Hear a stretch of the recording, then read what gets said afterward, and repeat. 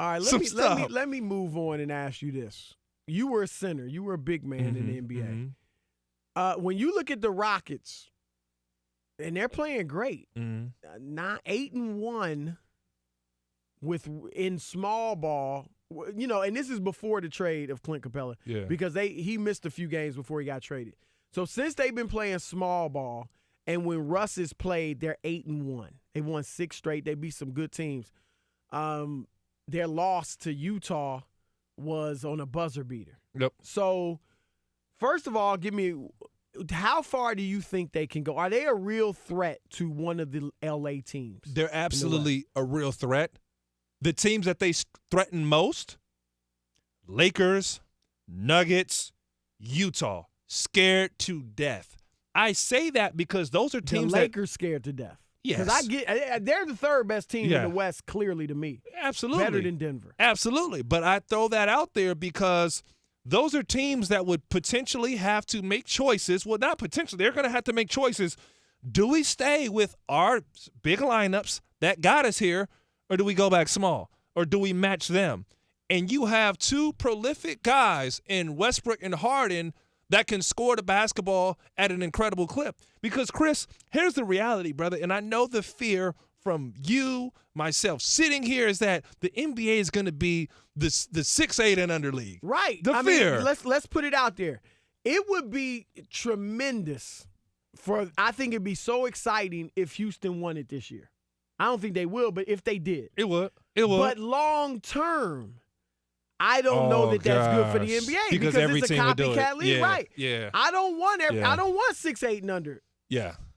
And like I said, it's not for everybody in the sense, Chris, because if you don't have prolific scorers, okay, like if you're the Sacramento Kings, do not dump your centers off the roster because that's not going to work. When you have guys who can average or put up 50-point triple-doubles, quadruple, whatever you want to call them, the triple-double twins in Harden and Westbrook, or you have guys like Steph and Clay and Durant and Iggy and those guys, right. You can go small because you have guys who can defend, they cover ground, and now we're in a track meet. You got to score. But if you don't have that shooting, brother, it don't make no sense because you have nobody rebounding those misses when they start chucking threes up. But more and more, don't you think teams are going to have that shooting? Because the shooting is just getting better and better. Shooting's improved. Here's the reality, though, Chris. The center position is evolving to where it's going away to where you're going to have 7-footers or 6'8" or 6'9s, but the difference is they're just going to be they're going to be basketball players. Now, I would never consider Giannis a center. He's a basketball player. Okay, it's almost hard. Is he a forward? Is he a wing? What is he? Point. He's a point. Absolutely, he's a basketball player. You look at Kawhi Leonard, basketball player. Kevin Durant, if you look at the Golden State Warriors and we say they went small with that Hamptons 5, you still had Draymond at 6'9" and Durant at 7 feet. Right. Now, he wasn't a big burly guy, but you're still going 6'9" and 7 feet. So that will be the new form of small ball where these guys, get a perimeter game. My general thinking, and I may be wrong, or maybe I'll change as time goes or be proven wrong. My general thinking, though, in sports, and hear me out, is that I think balance, this is in life. Most people will tell you balance is best. Preach. Okay? So let's say football. I don't want 3 yards in a cloud of dust all running, and I don't want arena league.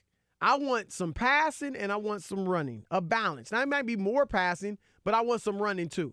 In baseball, I don't want all home runs and all strikeouts like it is now. I want some manufacturing of runs. I want some stolen bases. I want some singles and things like that too. And in basketball, I don't want all three-pointers or paint shots, which could be how the game is trending. It is how it's trending. All three-pointers or paint shots. I think the game is better when you have threes, paint shots, post play, mid-range play, and some fast breaking. And if I've said this for years now, watch how things go, but if it gets too out of hand, I would really consider, if I'm the NBA, cutting off the three-point line, like just below the free throw line extended. So you basically get rid of that wing, or not the wing, but the corner and side three. So you would still have three-point shooting, but you'd also have post play and mid-range game. And so I think that's something that the league just needs to watch. What do you think about that? I mean, I think you're kind of crazy for getting rid of the 3-point line, but I Well, do not hear where just- I not hear where the you're whole coming from. three-point line, This but will be just my the corner. stance. Play to your Because then you strength. couldn't put 5 guys around the three-point My line. deal is play to your strengths. If you have a guy who can ball and he's a post-up player, put him in a post. If you have Ben Simmons, and Ben Simmons may not be a three-point shooter, but Ben Simmons is a mid-range shooter, let him shoot a mid-range jumper. I feel like play to your strengths to where I agree with you, Chris. Because Durant, as Oscar said, Durant and Kawhi are great in the mid-range. Yep, and I played on teams towards the end of my career, and I'd be warming up for the game. And I can knock down a 20-footer, 22-footer with ease. Natural shot, that's what I've worked on. Hey, big fella, step out and shoot those threes because we don't value those shots anymore. As a matter of fact, we're banning them. Don't even put them up. Told you that. Yep. Told me that. But if I was wide open, I'm like, in the game, I'd rather knock down my 2 than miss a 3 potentially. Now, obviously, I'm sitting here with you doing radio because of it. I'm going to say this. Nonetheless, play to your strengths, man. You would, if you were growing up today, you'd be a much different player. Oh, man. And you were a finesse player, so you may have been better I would be for today's game. I love guarding guards. I had no problem there. But, it's funny. Whenever I could naturally take the ball off the rim, push and pass. I like to push and pass, get on the rim. Maybe it's not the shooting, but I can hit a spot-up 3. Well, in the NBA, if I was – I could hit a corner 3. That's not a problem. But if I was encouraged, like, hey, work on your handles, do some more of these guard drills. When you get the ball off the glass, push it and hit somebody. Right. Absolutely would be a different story. I hear you. You wouldn't be sitting here with me. No, it would be. I might be talking about you right now. You'd be talking about me right now. They're like, that Hollins guy. All right, can the Rockets win a title playing small ball? And is their success a bad thing for the NBA moving forward? You heard Ryan, I wonder. Let's get to the call, see what you guys think about the Rockets and their chances. Andre in Massachusetts, you're on with the Odd Couple. What's happening? Yeah, not much. Thanks for taking my call. Rockets can certainly make noise in the playoffs, bump somebody in the first round. Don't think they're going to win the championship. And the reason has nothing to do with Harden and Westbrook, as far as I'm concerned. It has to do with P.J. Tucker and Robert Covington. They're junkyard dogs. That's why this is working. I didn't agree with it in the beginning, comparing them to the 2007 Golden State Warriors, because I didn't see a Steven Jackson, and I didn't see an Al Harrington, and I didn't see a Matt Barnes. I didn't see any dog in their lineup. But what Tucker is doing defensively, he just came down to Boston, got 3 or 4 offensive rebounds down the stretch, won them the game. And what Robin Covington can do as a 3-and-D guy, that allows Harden and Westbrook to do what they do. Westbrook's a pretty good defender, by the way. And with that lane wide open, he's eating. So with those components, they're a much better defensive team than people think. They are dictating to teams the tempo and style of play. They are imposing their will rather than other teams being able to go inside on them. If that's the so case, you're saying they have a chance to win the championship, like a legit chance? No, they have a chance to make some noise. As in bounce somebody in the they'll make some noise, round. right? Okay, I'm with you on that. I think they're the 3rd best team in the West. I would say, Ryan, 4th best team in the league. 2 LA teams, Milwaukee, and then Houston. Not in that order, but Houston be 4th. Would you put Boston? Well, they just beat Boston. They just beat Boston so at this point, we would give. But keep in mind, there was no Kemba Walker. Right. So we'll agree 4th or 5th. Yeah, 4 or 5. Yeah, I'm with you there. Yeah. Let's go to Richard in West Virginia. Richard, you're on with the Odd Couple. Yeah, I'm sure they have a good chance of winning, but I don't really want them to. I just don't. Is that because of their style? Yes. Okay. I guess that could be the word you could use, as style, because they're not an exciting team to watch as far as I'm concerned. I'd just rather have another team be in there besides them. I mean, it seems like they do pretty well in the regular season, but it seems like in the postseason they just drop off a lot. And well, that's something that has to be. We have to see Harden and Westbrook be at their best in the playoffs. Because both of them have had their struggles in the postseason, no question about that. Yeah, they have. The one that you were talking about, one other thing about the 3-point line, is that part of the conversation? Yeah, I'm not saying get rid of it altogether. I was saying cut it off kind of where the arc ends. So it's just below, maybe 2 feet below the free throw line. You basically are taking away that corner and side three.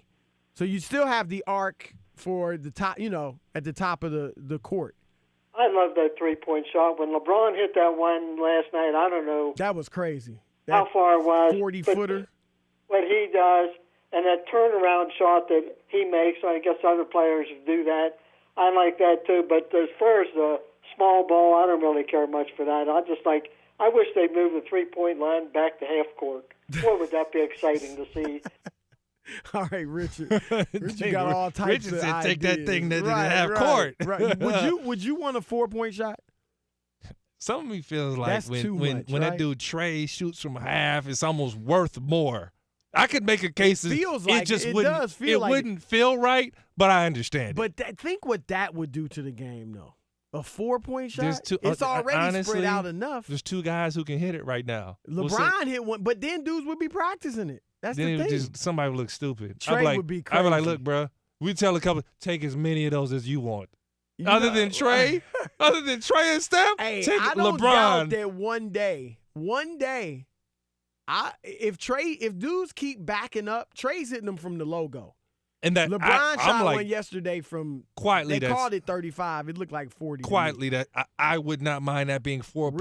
Really? We do it in the Big Three. I've competed in the Big Right. Three the last 2 years, and some people got it like that, some don't. But late in the game, It it helps. gives you a chance to get back in the game and bring. I mean, like if I shoot a half court shot, that's not 4 points, dog. Like It's quietly, the I way mean, I'm not and mad dudes at are it. shooting at like a jumper now. Yeah. It ain't a heave no more. Yeah. Let's go to Fred in New Orleans. Fred, join with the Odd Couple. Yeah, man, I would just think it would be epic if Russ and James Harden win and they both get rings without KD, and that would be the three of the OKC. That would Two out be of three. that'd be a great storyline. Look, I'm gonna be honest. It would be a terrific storyline if Houston could win it. Yeah, and they win with a small ball. Yep. For so That's many good. reasons. Because you'd have the small ball story. You'd have Russ and Harden finally getting that monkey off their back. They would Right, go to right. another level in their legacy. Now, that'd be Right. great. I don't think it's gonna happen, but you think it can happen? I think it can, man. I think teams are adjusting to that small ball right now, so they might sneak it up, past the first series, and then as they get further and further in the playoffs, all they got to do is they both got to have great games, and they can win a series. I mean, it's not. well, often that they Russ can get to the second round for sure. Yeah, but it's not often that Russ and Harden are both on. You know what I'm saying? If It's you a catch little, them when but they're both it's on, now with the lane wide open and Russ penetrating all the time, it happens a lot more. So they got a shot. We'll see, but I think it's very slim. What's happening, y'all? It's Chris Broussard, I'm Rob Parker. and we are The Odd Couple. Check us out as often as you can on YouTube. And always remember, I'm Oscar, and he's Felix. Oh, man, are you serious?